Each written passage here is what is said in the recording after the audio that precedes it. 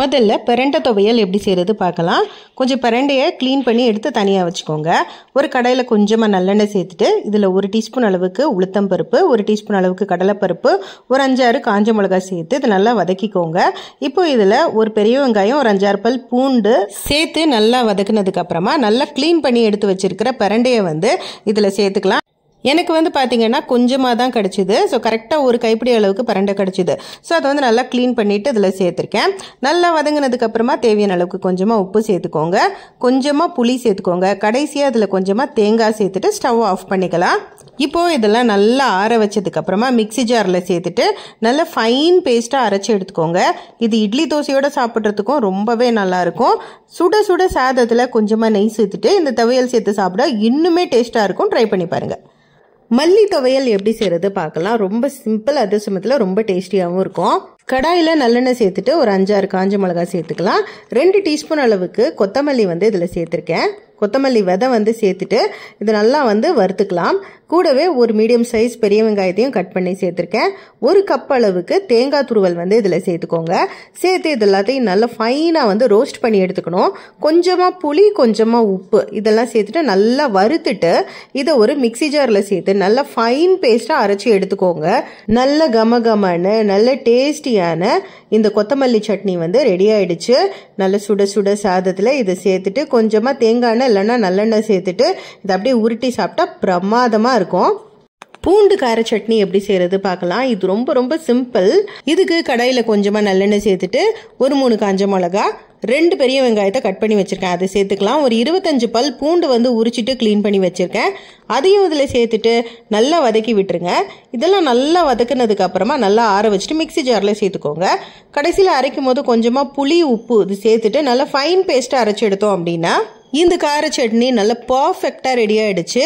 இது நல்ல சுட சுட தோசை, அப்புறம் இட்லி இதுக்கெல்லாம் ரொம்ப பர்ஃபெக்டாக இருக்கும். ரொம்ப சிம்பிள் இன்க்ரீடியன்ஸோட ரொம்ப ஈஸியாக செய்கிற இந்த சட்னி கண்டிப்பாக ட்ரை பண்ணி பாருங்கள். இது எல்லாருக்குமே ரொம்ப ரொம்ப பிடிக்கும்.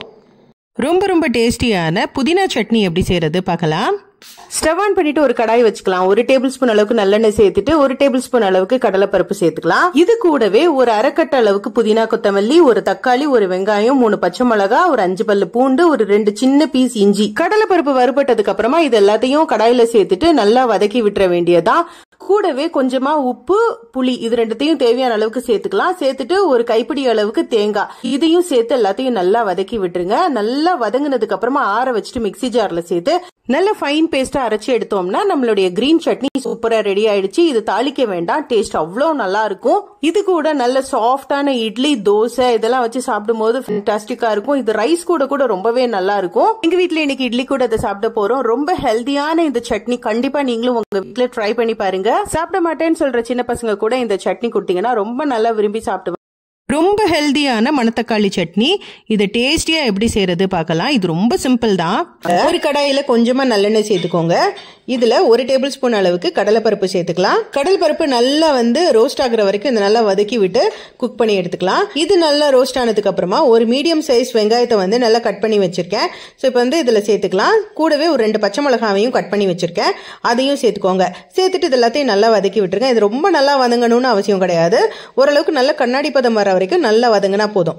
நல்லா வதங்கினதுக்கு அப்புறமா ஒரு 5-6 பல் பூண்டு இதுல சேர்த்து அதையும் சேர்த்து நல்லா வதக்கிக்கலாம். மணத்தக்காளி கீரை ரொம்ப ரொம்ப சத்தான ஒரு கீரை. நம்ம ஸ்டொமக் அல்சர்ஸ்க்கெல்லாம் இது ரொம்ப நல்லதுன்னு சொல்லுவாங்க. இப்போ இதுல கொஞ்சமா உப்பு, கூடவே கொஞ்சம் கருவேப்பிலை சேர்த்துட்டு நம்ம ஏற்கனவே நல்லா வாஷ் பண்ணி வச்சிருக்கோம் இல்லையா இந்த மணத்தக்காளி கீரை கரெக்டா ஒரு கைப்பிடி அளவுக்கு எடுத்திருக்கேன். ஸோ இப்போ இதை இதுல சேர்த்துக்கலாம். சேர்த்துட்டு வதக்கி விட்டுக்கோங்க. இதை நல்லா வதக்கணும்னு அவசியம் கிடையாது. பிகாஸ் நல்லா வதக்கணும் அப்படின்னா இதுல இருக்கிற மெடிசினல் வேல்யூஸ் எல்லாம் போயிடும். ஸோ அதனால ஓரளவுக்கு வதக்கிக்கோங்க. ஒரு 50% குக் பண்ணா போதும். ஸோ நல்லா குக் பண்ணிட்டு ஸ்டவ் ஆஃப் பண்ணிக்கோங்க.